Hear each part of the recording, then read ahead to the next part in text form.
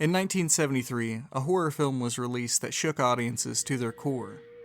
The Exorcist made people believe the devil is real, and he wants your children.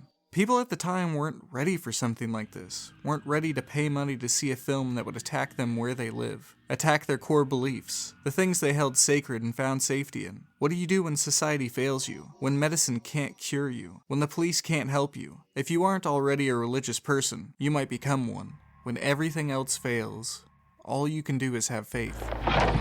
When I first watched this movie, I was 14, and I got none of that.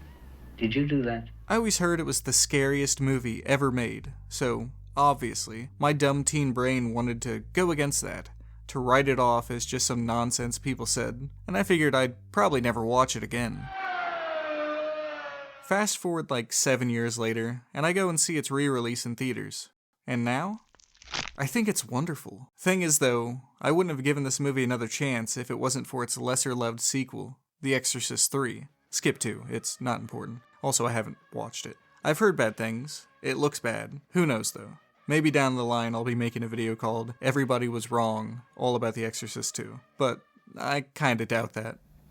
I was only 21 when I died. The Exorcist 3 is the true sequel to the first film. It's directed by William Peter Blatty, the man who wrote the original novel for The Exorcist, and the screenplay for the first film, along with writing the book Legion, which is what the third film's script is based on. It's a sequel in every sense of the word. It makes direct reference to the first, uses the same characters, albeit with some different actors playing them. But even with that in mind, I watch and enjoy this as a standalone work, which is why I wish it would have been able to keep its original title of just Legion. It would have been able to distance itself from the second film, and stand on its own a little more, because as of now, it's kind of a pain in the ass to recommend this film to people. They either think they need to watch 2, or just write it off entirely just based on the fact that it's a sequel to The Exorcist in the first place. And that's a real shame, because I adore this movie. I watched it for the first time, May 31st, 2018. I know this because I used to be a little freak, and write down every movie I watched along with the date I watched it. I don't know why. It's just something I did. But after 10 years, I'm not a little freak anymore. Haven't been since 2023. Here's my 2-year coin to commemorate it. High School Musical is the last entry in my book. I guess it broke me. I'm like High Top Films now. Anyway, Exorcist 3 follows Lieutenant Kenderman from the first movie, now played by George C. Scott, who, 15 years after the first movie, finds out that his friend, Damien Karras, might not have died all those years ago in that tragic stair accident.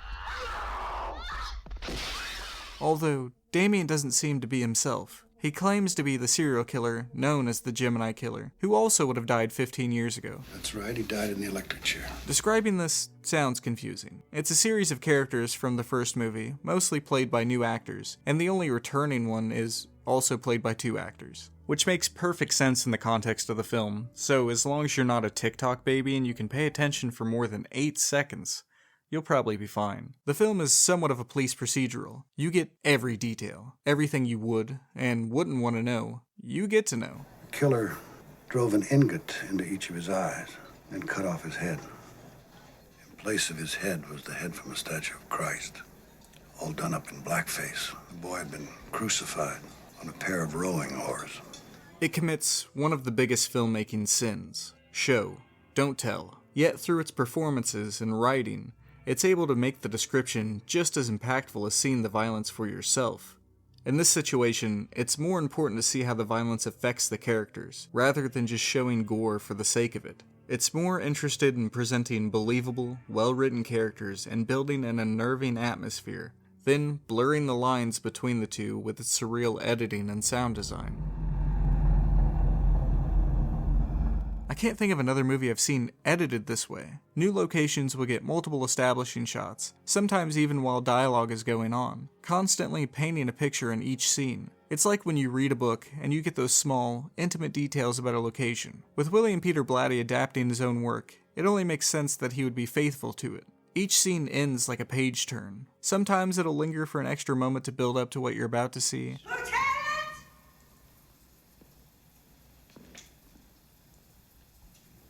And sometimes, it just abruptly ends. I like plays. It never comes across as inconsistent though. It is truly masterful. It makes every single moment feel like it has substance. The editing and sound design are perfectly exemplified anytime Brad Dourif is on screen. The Gemini is dead. No, I am not! I'm alive! He gives one of the most unhinged, captivating performances. He is a complete lunatic, raving mad in the most entertaining way, and he's able to completely sell it, as if he believes every crazy thing he's saying. He gets emotional describing the terrible things he's done. To him, it's art, and it brings a tear to his eye. Brad Dourif just has this naturally gifted, crazed voice. I mean, we already knew that from his work as Chucky, but the way his voice goes from high to low, and the reverb effect they use on him, gives the sense that he is a body with multiple souls in it. What is your name? And he answered, Legion, for we are many. I don't know how coveted Saturn Awards are, but he won one for this performance. That sounded weird. He received one for this performance. And on the other side of the coin, George C. Scott was nominated for a Golden Raspberry for Worst Actor, which is nonsense. His character and performance are the emotional core that grounds the whole film. A man at his wit's end, so close to losing himself completely. Why are you encouraging this? Shut your mouth! But even so, behind all that anger, there is a kind side to him. His anger and sadness only exist because he cares so much. He desperately wants things to be better in general, and the fact that they aren't deeply hurts him. You get to see it when he interacts with his friend, Father Dyer. They banter like an old couple, and it's so entertaining.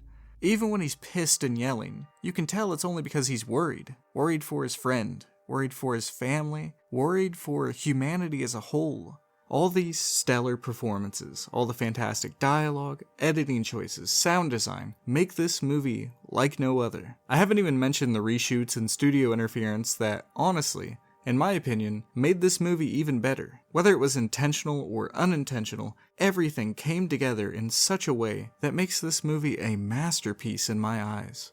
I think it's near perfect, but there are a few things I could see bothering some people.